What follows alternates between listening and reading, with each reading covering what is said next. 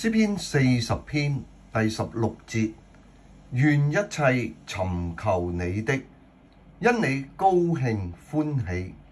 願那些喜愛你救恩的，常說當尊耶和華為大。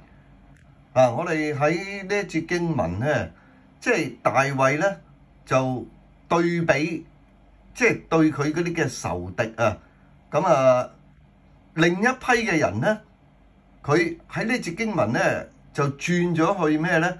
就係尋求神嘅喎。咁所以佢話呢，願一切尋求你的，呢一班願意去尋求神、尋求上主嘅人呢，佢哋係點呢？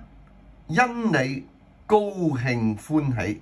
嗱，呢個係一個好強烈嘅對比嚟嘅，因為呢喺前面嗰度講到大衛佢面對嗰啲嘅仇敵，就願佢哋呢係羞愧敗亡，但係呢相反地，對於一班尋求神嘅人，佢係願佢哋呢係點啊？即係因你而高興歡喜喎，即係唔係佢哋本身高興歡喜，唔係佢哋遇到有咩開心嘅事啊，喺情緒嗰方面係即係值得佢高興，而係因耶和華而高興歡喜，因主而喜樂。所以呢一種嘅喜樂，呢種嘅歡喜係靈裏邊嘅喜樂，係超越咗呢個情緒上邊。咁所以呢，即係大衛佢睇到尋求神嘅，即係呢一班嘅人喺靈裏邊係可以因着神而歡喜快樂。咁跟住呢，呢度就話啦，願那些喜愛你救恩的，嗱，另一批人呢就係喜愛神救恩嘅喎。咁所以呢，呢一批人其實就對比住呢，即係尋求神嘅人。咁佢哋就係點呢？當尊耶和華為大。咁所以呢，呢一度呢，佢哋係認定神係大嘅、至高嘅。咁所以呢，喺呢一度呢，係一種生命嘅關係，即係喺屬靈嘅裏邊，呢一班尋求神嘅人，佢哋另外有一啲呢，就係喜愛神救恩嘅人。其實呢兩班人可以係共通嘅。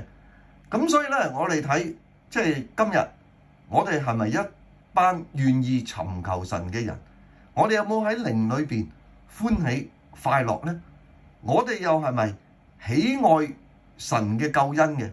特別我哋喺新約嘅時候，耶穌基督係我哋嘅救主，我哋有冇因着耶穌基督，我哋認罪悔改，得着呢個救恩呢？我哋嘅生命又有冇尊主為大，將我哋生命嘅主權係交託俾神，讓我哋能夠喺我哋嘅生命當中去榮耀主。所以咧，大衛喺呢一節經文咧，對我哋都係有好寶貴嘅一個嘅提醒反省喺裏邊。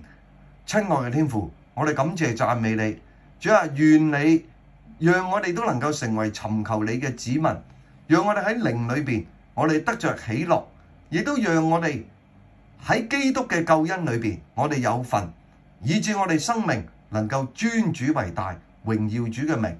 祈禱奉主名求，阿門。